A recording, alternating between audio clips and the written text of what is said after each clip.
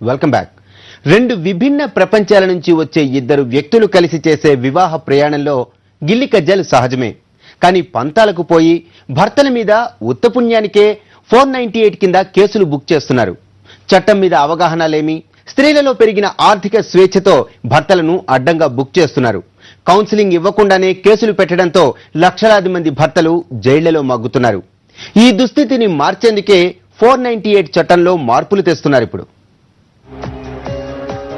భర్త అత్తామామల చేతిలో బాధలు పడే భార్యల్ని రక్షించేందుకు రూపొందించిన ఈ 498A పక్కదారి పడుతోంది. మన దేశంలో సామాన్యులకు న్యాయం చేయడానికి ఎన్నో చట్టాలున్నాయి. కానీ అవన్నీ బాధితులకు న్యాయం చేసే మాట అటుంచితే అసలు అలాంటి చట్టాలున్నాయన్న సంగతే చాలా మందికి తెలీదు. ఇక సమాచార హక్కు చట్టం వంటివి ఉన్నా వాటి పనితీరు అంతంత మాత్రమే. కానీ 498A చట్టం మాత్రం అన్నింటికీ భిన్నం. చట్టం పరిధి పెద్దది, కానీ దాన్ని వాడుతున్న కారణాలు చిన్నవి. చిన్న పామును కూడా పెద్ద కర్రతో కొట్టాలన్నట్లు చిన్న కారణానికి కూడా 498A చట్టం ప్రకారమే కేసులు నమోదు చేస్తున్నారు నేటి నవతరం భార్యామణులు. దుర్వినియోగం చేసిన మహిళకి, ఆ మహిళ తాలూకు ఫ్యామిలీ మెంబర్స్ అందరికీ కఠిన శిక్ష ఉంటుంది అని గనక ఒక మెసేజ్ ఇవ్వగలిగితే ఈ సెక్షన్ దుర్వినియోగం కాదు, అప్పుడు రద్దు చేయాలి అన్న భావన కూడా ఉండలేదు. చిన్నపాటి గొడవకే చట్టం పేరుతో భర్తను వేధించటం, ఆ తర్వాత పోలీస్ స్టేషన్లు, కోర్టుల చుట్టూ తిరుగుతూ ఆ గొడవలు చిరికి గాలివాన్లా మారి విడాకుల వరకు దారితీస్తున్నాయి. భారతీయ గృహహింసా చట్టం స్త్రీలకు వరంలా కాకుండా పురుషులకు నరకం చూపిస్తున్నాయి. భార్యను రక్షించాల్సిన ఈ చట్టం నిత్యం పక్కదారి పడుతోందని మెజార్టీ కేసుల్లో రుజువైంది. ఇది ఎవరో చెప్తున్న మాట కాదు. మన కుటుంబ వ్యవస్థను నిట్టనిలునా కూలుస్తున్న ఇలాంటి చట్టాల మీద పూర్తిస్థాయి అవగాహన లేకపోవడమే ఇందుకు కారణము అన్నది కొన్ని స్వచ్ఛంద సంస్థల వాదన. పురుషుల గురించి ఎవరు పట్టించుకుంటున్నారు? ఏ పోలీస్ స్టేషన్కి వెళ్ళినా, ఏ చట్టాలకు వెళ్ళినా, ఏ హైకోర్టుకి వెళ్ళినా, సుప్రీంకోర్టుకి వెళ్ళినా మహిళలు మహిళలు మహిళలు అంటున్నారు. కానీ సమాజంలో, సొసైటీలో పురుషులు మనుషులు కాదా? పురుషులకు ఎలాంటివి ఉండవా? పురుషులకు ఎలాంటి ప్రాబ్లమ్స్ ఉండవా? ఆ హింస ఈ హింస అని స్త్రీలు వెళ్ళి కేసు పెడితే విత్ ఇన్ సెకండ్లో వాళ్ళ మీద యాక్షన్ తీసుకుంటున్నారు. పురుషులకు హింసే లేదా అసలు? మహిళలతో పురుషులు ఎలాంటి హింసను అనుభవించడం లేదా? మరి వాటి మీద ఏ చట్టాలు ఉన్నాయి? 498A చట్టం ప్రకారం కేసు నమోదు చేస్తే ఎలాంటి విచారణ జరపకుండానే భర్తను అరెస్టు చేస్తారు. ఇదే ఈ చట్టంలో పెద్ద లోపం. సాధారణంగా పోలీసులు అరెస్టు చేశాక దురుసుగా ప్రవర్తించిన సందర్భాలు ఉన్నాయి. దీంతో అవమానాన్ని తట్టుకోలేక చాలా మంది భర్తలు ఆత్మహత్యలకు పాల్పడుతున్నారని సేవ్ ఇండియన్ ఫ్యామిలీ అనే స్వచ్ఛంద సంస్థ చెప్తోంది. దాదాపు ప్రతి ఏటా దేశవ్యాప్తంగా 56,000 మంది పురుషులు ఆత్మహత్యలు చేసుకుంటున్నారని ఈ సంస్థ వెల్లడించింది. ఇప్పటికే మన దేశంలో ఉన్న ఇలాంటి చట్టాలు చాలా వరకు భార్యాపక్షంగానే ఉన్నాయి. ఇవి చాలవన్నట్లు కొత్త చట్టాల రూపకల్పనకు కొన్ని మహిళా సంఘాలు డిమాండ్లు చేస్తున్నాయి. మహిళల రక్షణకు చట్టాలు రూపొందించవద్దని చెప్పటం ఇక్కడ ఉద్దేశం కాదు. ఆ రూపొందించే చట్టాలు కేవలం స్త్రీలను దృష్టిలో ఉంచుకుని కాకుండా ఇరు వర్గాల నుంచి ఎదురయ్యే సమస్యల్ని దృష్టిలో ఉంచుకుని రూపొందించాలన్నది కొందరి అభిప్రాయం.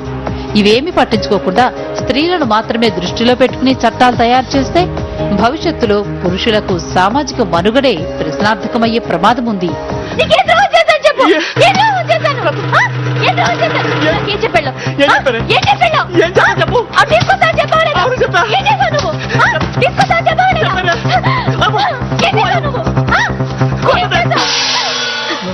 అసలు ఈ చట్టం దుర్వినియోగం అవడానికి కారణాలు వెతికి చూస్తే చాలానే కనిపిస్తాయి.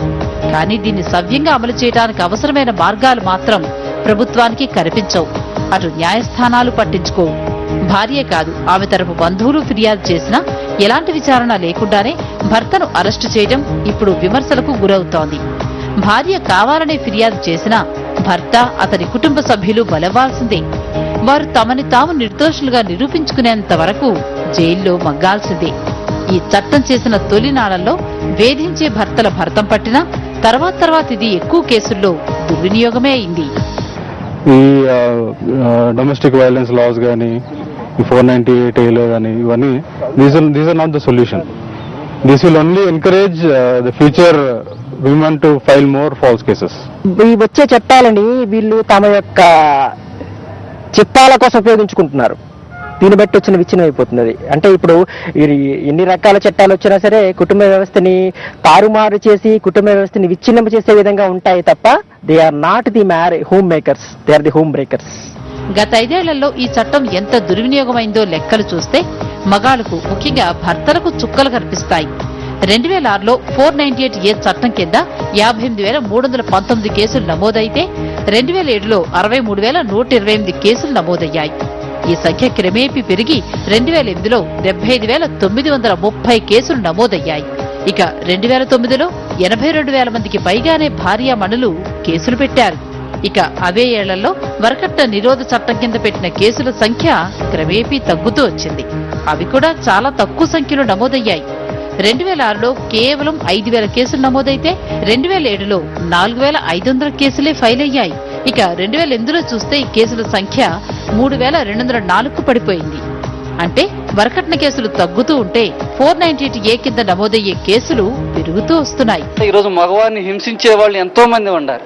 మరి వాళ్ళ గురించి ఈరోజు కొన్ని దేశాల్లో ఎంతో మంది సంఘాలు ఏర్పడ్డాయి, బాధ్యత సంఘాలు, మహిళా బాధ్యత సంఘాలు ఏర్పడ్డాయి.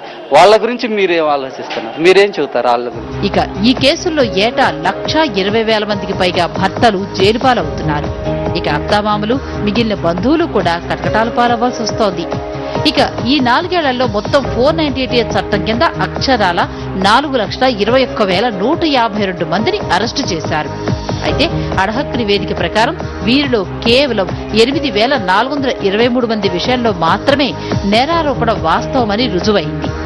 అంటే కేవలం 2% కేసులు మాత్రమే నిజమైనవి, మిగిలినవన్నీ అకారణంగా చిన్న చిన్న పంతాలకు పోయి పెట్టినవే అని తేలిపోయింది. దీన్ని బట్టి ఈ మధ్య కాలంలో ఈ 498A చట్టం ఎంతలా దుర్వినియోగమైందో అర్థం చేసుకోవచ్చు. ఈ చట్టం దుర్వినియోగం అవటానికి పరోక్ష కారణాలు కూడా అనేకం ఉన్నాయి. అవేమిటో షార్ట్ బ్రేక్ తర్వాత చూద్దాం.